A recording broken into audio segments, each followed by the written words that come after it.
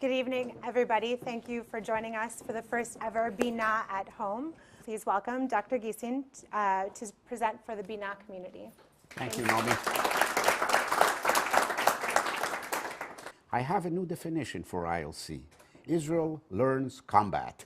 In other words, and this is really what I wanted to talk to you about is perhaps to put it in a nutshell, or definition is public diplomacy, virtual or real. We have a great crisis on our hands right now, one of the greatest in Middle East history. It's not yet the full extent of the implication of what is happening in Egypt is yet not fully understood. And I say, I would admit right away that I don't know how it's going to end, and no one does. But at the same time, you know, you get the coverage, the information you get through the media, real or virtual. What happened today in the 10th day, or what is the 8th day of the crisis in Egypt? Oh, a big story, a major event shaking the future of the Middle East. Cooper Anderson was roughed up. Cooper Anderson was roughed up at 7 o'clock in the morning, 8 o'clock, 9 o'clock, and the loop goes on. That was the major event. In other words, Cooper Anderson, if someone came from space, would say, Cooper Anderson is the guy who runs this new revolution. Oh my God, he was roughed up. There is a real danger that the revolution will fall on its face, will not continue. That was the virtual. What is the real? I got a little message on my cell phone in Israel, which said a very, simple item, an item that would probably be ignored if I didn't understand Egypt and the Middle East. And it said, very simple, the price of bread in Israel is going up by 15%. Why? Because the price of wheat around the world has risen and it continues to rise. And this is the forecast for the next year or two. The price of bread rises in Egypt, in Israel. 4 or 5 billion people are going to have to pay more for bread. Now, if they buy low-calorie bread, they'll probably pay a little more. So what? That means there is a crisis in Israel? No. People will bitch and moan? Yes. But what happened if the price of bread rises in Egypt, where there are 40 million people who are on starvation level? It would mean that 40 million people will go to the grocery and cannot buy bread. And just think about the implication of that. That's real. Cooper Anderson is virtual. But what is the most critical element when we talk about the media? And this is something that we must adjust ourselves. When we want to present our case, we come with a whole list of messages. Oh, Israel has a real problem. We, the Jewish people, have a problem. Why? We're an ancient nation with 3,500 years of uninterrupted history, persecution, anything else you want. The problem is we try to cram it all and show that history on our side and justice on our side into 30 seconds bites. It doesn't work. It doesn't work. Once it was on paper, now it's on the internet. Let us give you a list of messages. 1, 2, 3, 4, 5. Remember them by heart and then spit them out. Nobody listens. Nobody wants to listen to messages. What do people want to hear? What do people want to see? They want to see stories. You remember when you were kids, what did you like most? When your father told you bedtime stories, or your mother told you bedtime stories. So put yourself in that position. That's what the people want to hear. They want to hear stories. They wanted to hear stories 3,500 years ago. There's no television. And the storytellers, those who sat at the gates of the cities, were the people that brought the news. But they didn't just bring news. They told stories. And where was the news? Where was the hard news? Inside the story.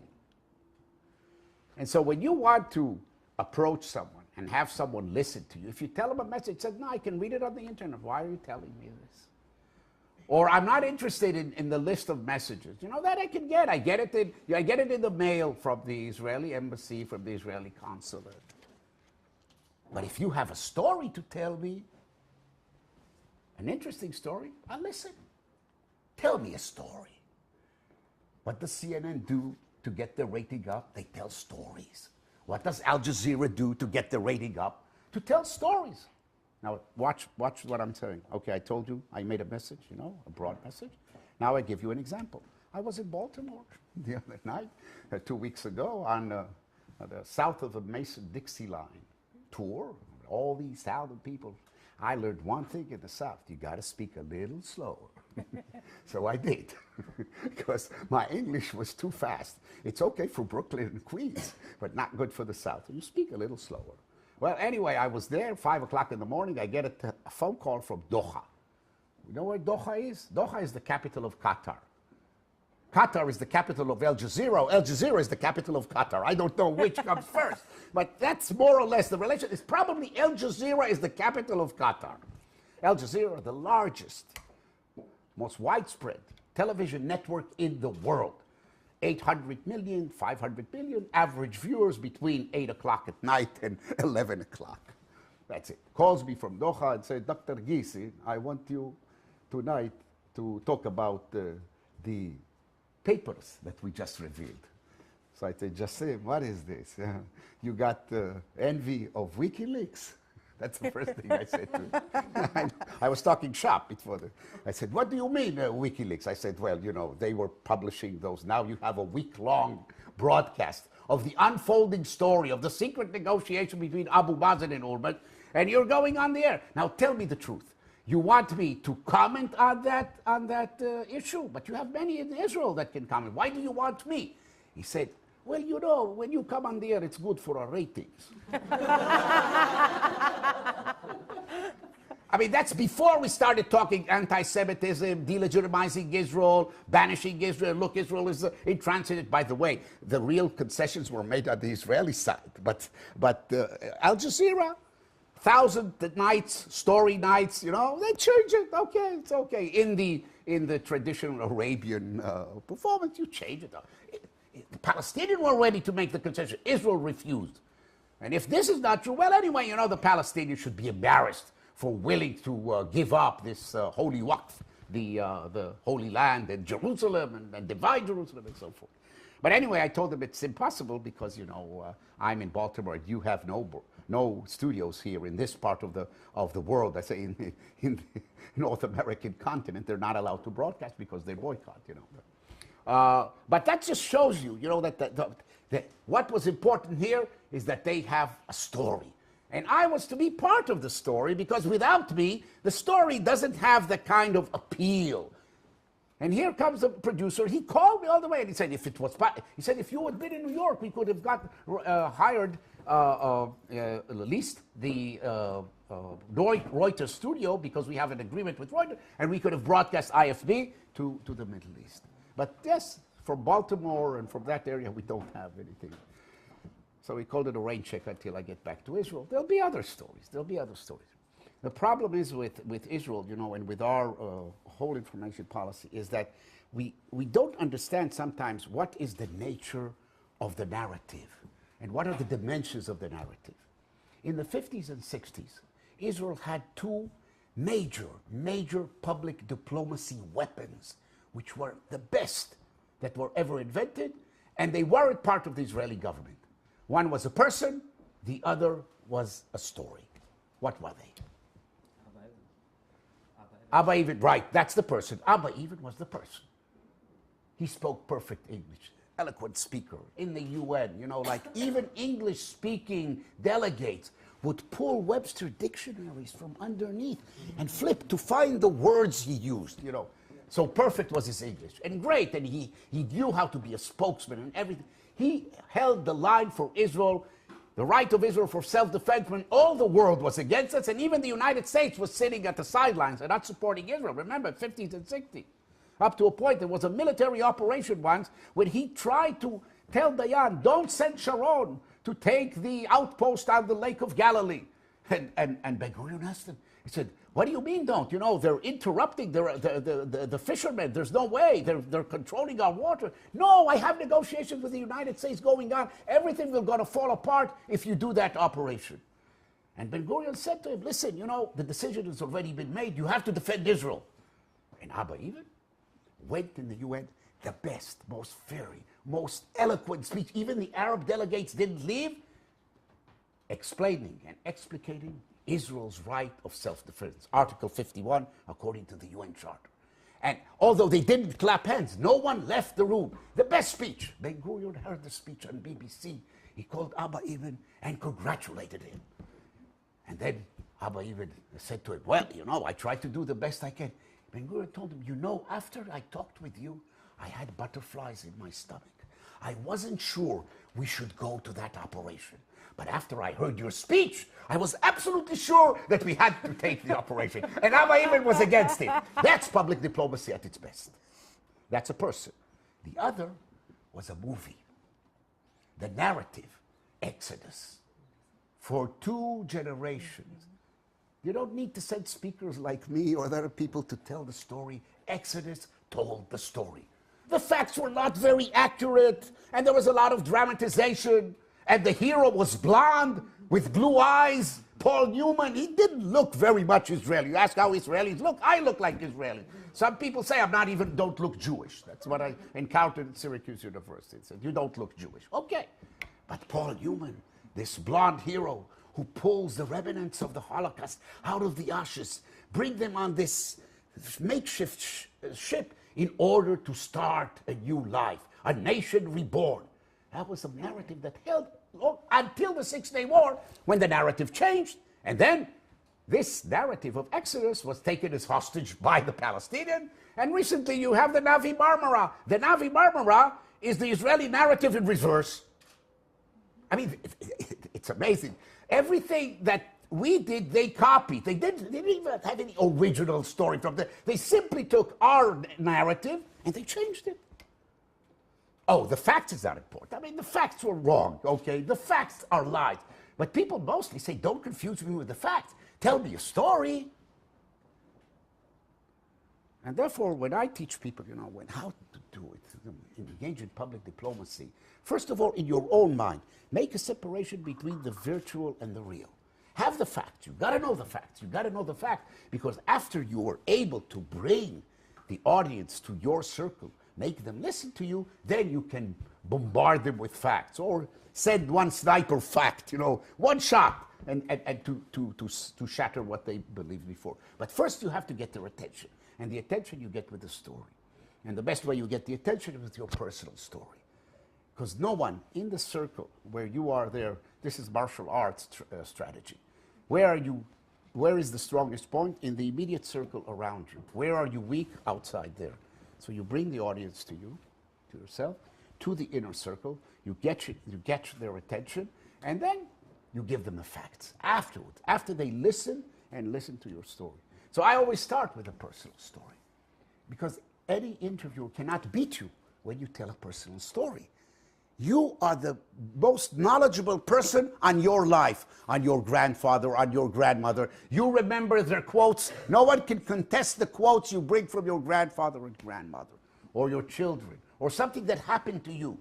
And there's so many interconnection between that little story and the facts that you want to tell afterward that you first capture them. So that is the essence of what we see and how we deal with. And we have to adjust. We have to adjust. After you bring him to your circle, after you made him listen, you have all the opportunity to tell him the messages. But one or two, not all of them. Forget about all the history. Forget about history is on your side. Believe me, no one will contest this. Justice is on your side. No one will contest it. But people don't want to hear that. They're not ready to hear that. And it's so difficult for us because, you know, we have this 3,500 years of history, which we should be proud. I mean, we sometimes don't appreciate it. The Chinese, which I met in 1999 when I came with Sharon to China, he was sitting around the table. He said, you know, you're a small nation relatively. Sharon asked him, how many are there in Israel today? You know, how many people? And Sharon said, at that time, 6 million. He said, not in Tel Aviv, in Israel. No, he said, in Israel, 6 million. He said, they thought maybe in Tel Aviv, that's a big city, you know, 6 million. And how many are there in Israel today? 7 million. How many in Cairo? 18 million, twice. Only Cairo alone has twice the number of people. So you don't realize the. But they said, you're a small nation, we're a big nation, but we have something precious in common. an uninterrupted history and tradition of 3,500 years. And the Chinese appreciate it. They said, of all the nations we do business with, all the nations, you are special. You and us. In other words, they put us, Chinese don't like to put people, other nations in the same. They're always China and the rest of the world. But Israel, oh, because you have that history. And we would like to learn from your history and from your future too. Mainly from your future, we like your high tech. That was the message. So the story is very important, even between nations. Okay, interests are important, but the story. What is the story, the narrative that Israel has? And Israel has such a rich narrative. There's so many stories you can carry on. Israel, to my mind, is a winning society. And it's winning because it has the answers for the current crisis in the Middle East. I told you the current crisis in the Middle East doesn't start from the governments up there, which are corrupt, that's true. It starts from the ground. It starts from the fact that the Middle East is an inhospitable region. It's becoming more and more inhospitable. Everybody talks about the ecology. Everybody talks about the environment. But it's like global warming. Everybody talks about it. Nothing is being done about it. And as a result of that, there is a deterioration. Land is gobbled up by the desert. More and more land every year. Foodstuff is declining because less arable land. Water is in scarce supply and getting scarcer and scarcer. The Middle East is going to run out of water. You know, if no desalination water is developed, sooner than it's going to run out of oil. Lo and behold, we live at the edge of the desert, which is relatively much better than others, but we're running out of water. And we're running out of arable land. But what? We learned how to develop land. We learned how to develop our water resources. That didn't come just from the fact that when we came to the land, you know, we were so ingenious and innovative. And it comes from 3,500 years of history. We were, in ancient time, the best warriors in the Middle East and the best farmers, because we had no choice. We had to be. So we developed modern farming even before other countries had it. The terraces, the olive trees, the agriculture, mountainous agriculture, desert agriculture. Today we emulate some of the methods that were used by our forefathers and add to that new technology, and therefore we come to the Middle East. We come to over 100 countries around the world today with advisors, short-sleeve advisors. Now, they don't come with computers. They don't come with they build a whole office and tell the government what to do. They go down to the field. They talk to the peasant. They talk to the falah. Falah is, in Arabic, the farmer. The poor, wretched guy who can't make a living. And our advisor tells them, what do you seed? And he says, you know, I try to do some tomatoes, some cucumbers. And he takes out of his pocket a packet of seed and says, use those, not yours. So why? He said, if you use those, you get double your crops. Yeah, he said, but tomatoes don't grow any longer because I don't have the water and the land is ruined. He said, no, they will grow in that land. High-tech intelligence, low-tech systems. You give it to them, they can put it. You don't need to teach them reading and writing. You don't need to teach them the computer. All this you do at home.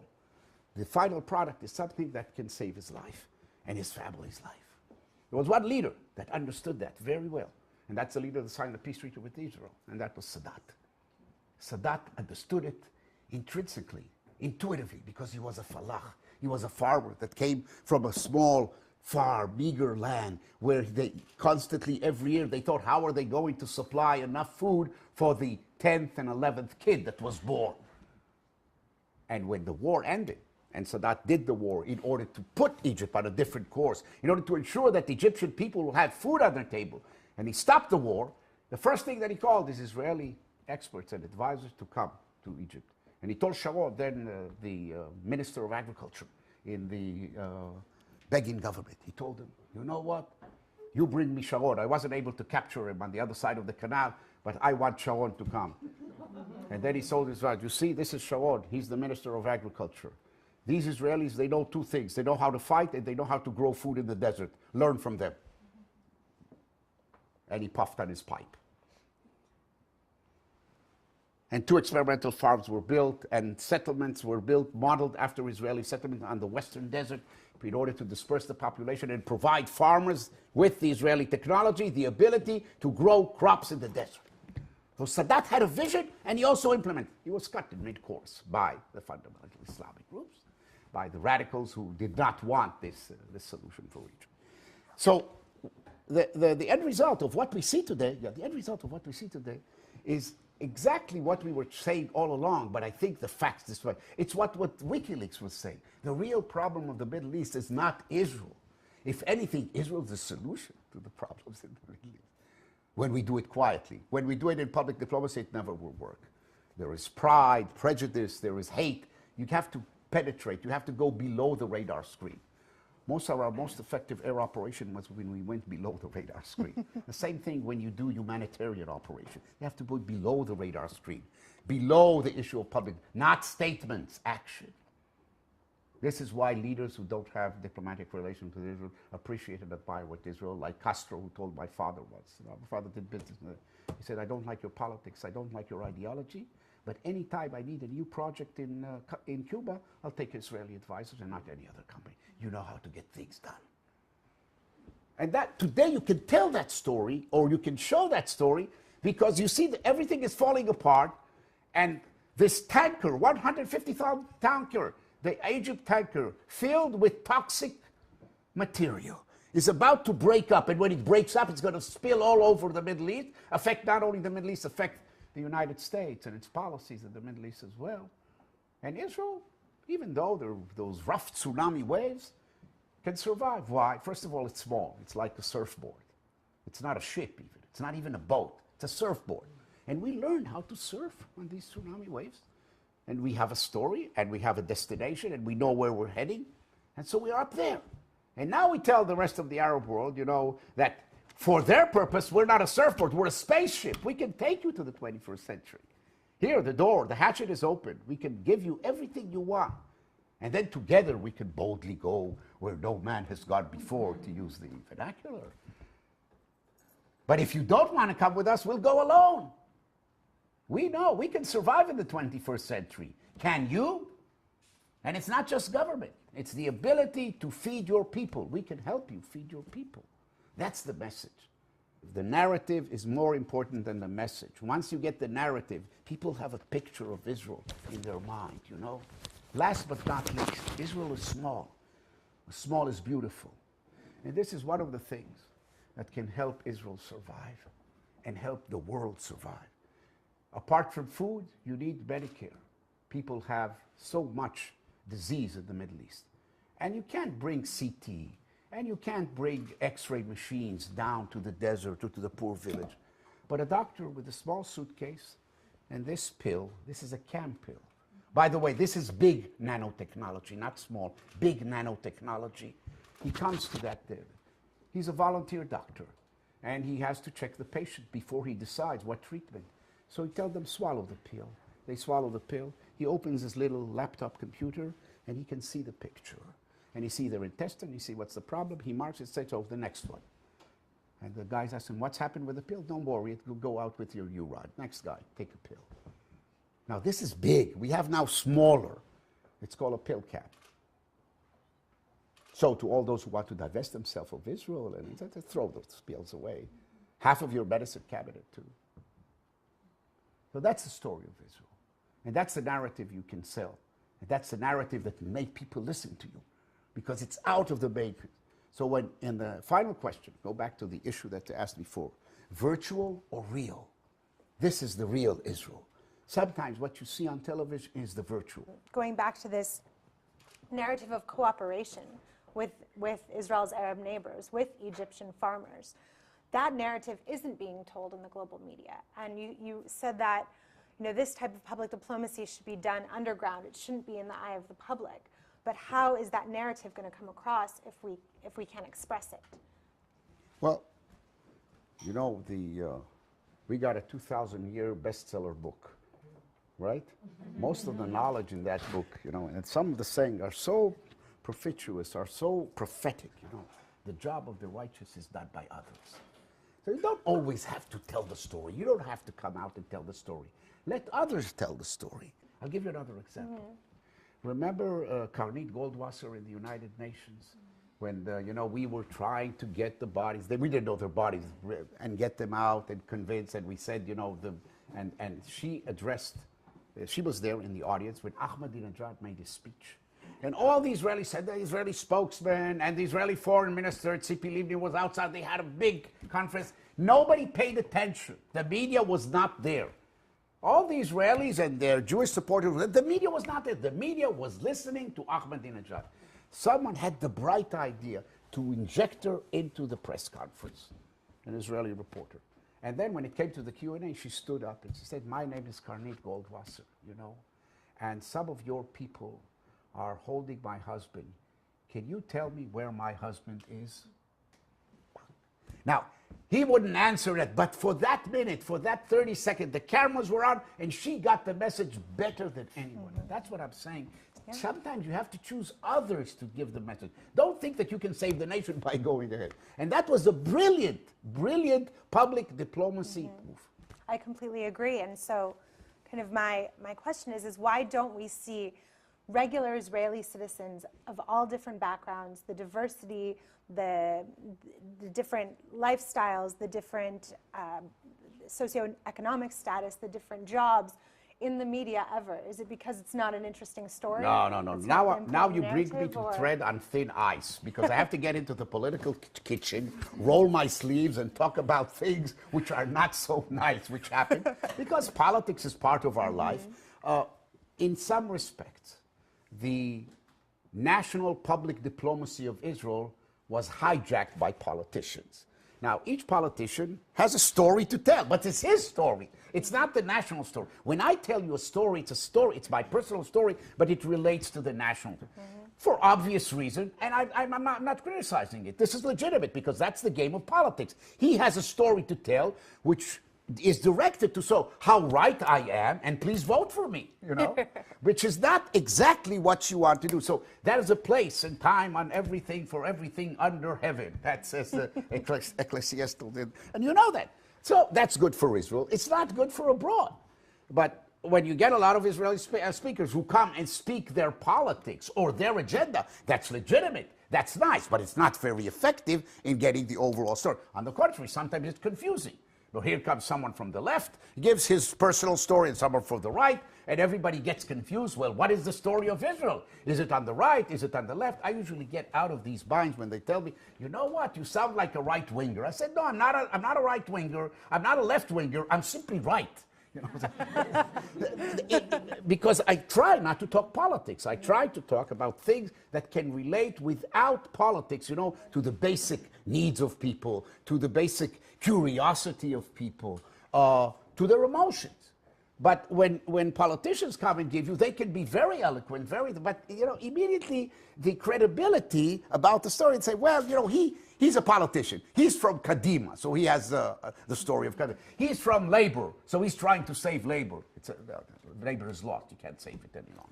But nevertheless, everyone has his own little story. Sharon had a beautiful saying about, he was an astute politician, but he was also a national leader.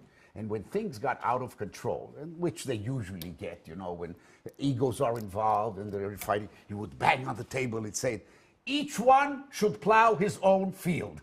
That's farmers say, you know, each one plow what you know to do best. Okay, you know what to do to explain foreign policy, do foreign policy. You explain medical policy, but don't plow your other friend's field. You know, each one in his own field. But in Israel, everybody thinks he knows everything, so everybody plows everybody else's field, and that creates a little mess, and clearly the message comes, the best, it comes garbled. That's an interesting metaphor, not to plow anybody else's field. I think that relates to the United States' involvement in the Middle East. And so I think that might be a good segue into asking questions about what you think President Obama's reaction to the protests in Egypt, how are they viewed in the eyes of the Israeli public? Do you think the U.S. should be involved, shouldn't be involved? You know, tell us a little bit about what you think in terms of the U.S. and the Middle East. Here, I'll give you a story. You know, you can see it. A baby was born premature. What do? You put him in the incubator, in controlled environment, until he reaches the point where he can breathe on his own. But if this baby is born in Egypt and you throw him right out in the street, he's going to die there on the sidewalks because he can't live by itself. Democracy is so fragile in Egypt that it needs that kind of support. That doesn't mean that Mubarak has to stay in power. No, he has to move. But the transition government, with the support of the United States, must be capable of providing people their basic necessities in order to calm down the situation, restore law and order, and that is support the military to do it. It's a very difficult juggling position. But by issuing statement, we support the revolution, and we are forcing Obama to that, you reach the opposite result. That revolution is not going to last for long, and those who are in the street, who are shouting in the street today and cheering in the street tomorrow, will be hanged by the Muslim Brotherhood because they'll present the threat. And Mubarak, that will be ousted, fine, that's fine. It's not the issue of Mubarak. But the leaders of Saudi Arabia, of Jordan, will say, wait a minute, what about this president? Can we take him seriously? I had another story. I'm using that method to show you. Okay, I talk about something general. I bring it back to a personal story because you'll remember the personal story. You won't remember the general story. The guy from Al Jazeera, the same guy that told me, we want you for the story on the papers, calls me one night. It's after the famous speech of Obama, the Cairo speech. Remember? Reconciliation with the Arab world, we want to. That very good speech, excellent speech. The right intonation and using the words of salam, inshallah, and for God is, we're all God's children, everything. Like the best preacher on Sunday morning in a Baptist church. Best. During the Depression. And after the speech, he calls me up. And he said, Dr. Gissin, you heard the speech. I heard what you have to say. I said, yes, I'm for it. I'm all for it. But no. I said, don't give me that. Truthfully, what do you think about this President Obama? I said, look, everybody, he's due. He was voted by a broad majority, and the American people like it. And maybe I think even you should like what he said. No. What do you really think? I said, look, in America, they say he's cool. He looked at me like this and switched into Arabic. Shoo cool, he says to me. Kullu kalam fadi. And I will explain. Those people who understand Arabic, they say, what do you mean cool? He's all talk. Now, I want to tell you something. He didn't say it in a sense that, he's trying to insult the president. Oh, he's a nice guy, like a puppet, but he's all talk. He can't bite. Which means he's all talk. I don't take him seriously. Now, they hated Bush's guts. They hated Bush, but they took him seriously, every word. They hated Sharon, but they took him seriously. If you want to do something in the Middle East, it's not love that you seek, but respect. And respect you get when they treat you seriously. If the United States wants its policy, regardless who is president, it can be Obama, it can be a successor, it can be Republican or Democrat, you got to be able to hold the stick and be taken seriously. You don't need to use the stick. If they take you seriously, you don't need to use the stick. I'm sorry that I'm teaching you a history in American. I had the opportunity, again, personal story, I had the opportunity, or the Israeli chutzpah, to teach American politics for 6 years. That's the only way I could make a living and make my way through school. That and singing in the pubs at Syracuse University on the Fridays and Saturdays. They gave me a jug of beer. Gave me a jug of beer, $50. I tell you, at that time, I don't know what they do today, but it beats washing dishes. Anyway, so you look at the whole thing and how things develop and how they go, and you ask yourself, what is this? The problem is they had an American president who was a moralist, like Obama. Great president. He probably had effect on modern history in Europe and elsewhere more than other. Wilson, 1918, after World War I, the major revolution that happened in the world, the Austro-Hungarian Empire collapses. The Ottoman Empire collapses. Many people are free, and he comes with this moral view, self-determination to all people. And among those people were the Jewish people. That the first time there was a recognition of an international body, not the UN, but the League of Nations, 1922, San Remo. The Jewish people are a people. They have the right of self-determination in their ancestral homeland. And they didn't say that. Say ancestral, they meant the whole of Israel. We settled for less. But nevertheless, the principle. Now, that principle would not have been implemented if Wilson was not the victorious president of World War I. So when he came and put those moral values ahead, America was respected. Everybody took seriously. The League of Nations accepted. Even the British, when they got the mandate, say, well, You know, if that's what America wants, we have to go with America. America was the power. But today it's different. In an era, in the age of uncertainty, as the song by Simon and Garfunkel, we come on the ship called the Mayflower, we come in the world's most uncertain times. The most uncertain time, America is weak or perceived as weak. It's not as weak as it is perceived as weak. It's strong. But when the dollar is weaker than the UN, and the president negotiates all sorts of trade agreements, the people or the leaders in the Middle East say, listen, is this president for real or is he virtual? Is he serious or he's just kullu kalam fadi? That's the real issue. And I'm not judging the president. I'm just saying this is a major dilemma. And perhaps here the president, if he rises to occasion, has the ability to impose leadership, to ensure that there will be democracy gradually, but at the same time, that the stability and the survival of Egypt is maintained. Got to understand one thing, it's a paradox of democracy. You know, two paradoxes. One, you initiate the process without the content, then the process that it's a Pandora box. It doesn't bring democracy, it brings theocracy or anarchy or both. The second thing, the other paradox of democracy in the Middle East, if you want democracy to succeed, put as the Praetorian Guard of democracy the most undemocratic body, which is not prone to politics, the army. In other words, you actually have to use force in order to give people freedom. It's like you have a boy at home, you know, he's sick. He doesn't want to take the medicine. So you force his mouth open and you shove it to his throat. Usually you give it with some candy or with some syrup so it doesn't taste too bitter. But democracy has to be shoved down the throat, and to many people in the Middle East, it's bitter. So you have to use some force in order to make people free, you know? Last but not least, I'll give you where it comes from. It comes from our Bible, from the scripture. You know, we lived in a society, 3,500, think about it, 3,500 years, we lived in a slave society. Everyone had slaves. Everyone had slaves. The Jews also had slaves. But they had a codex of law that said, after the 7th year, the slave man and the slave woman must go free.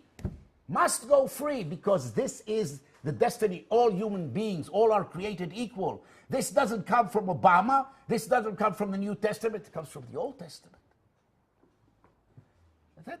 The same thing. In the Middle East, yes, there is a hope for you know, to settle those people who are enslaved. You can make them free people. But before you free their spirit, you have to free them from the basic needs of want, from hunger.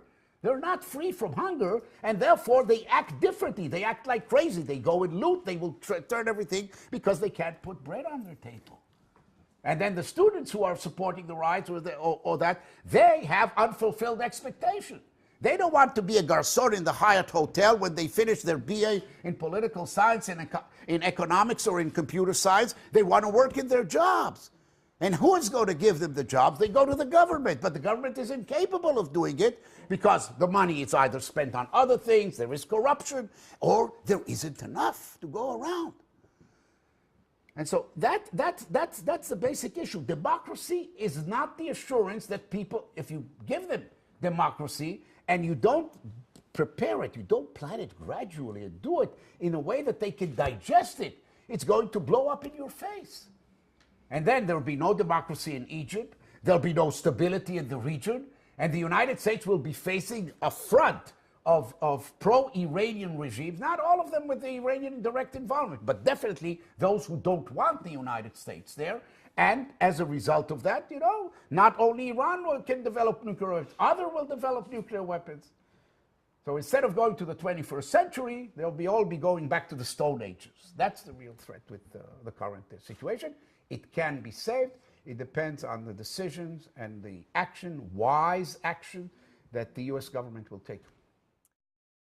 Your purpose, through your personal story, meshed with the message, is to bring in the real Israel. And once we do that, you'll see that perceptions of people will change. Not necessarily accept you, not necessarily love you, but definitely respect you. Thank you.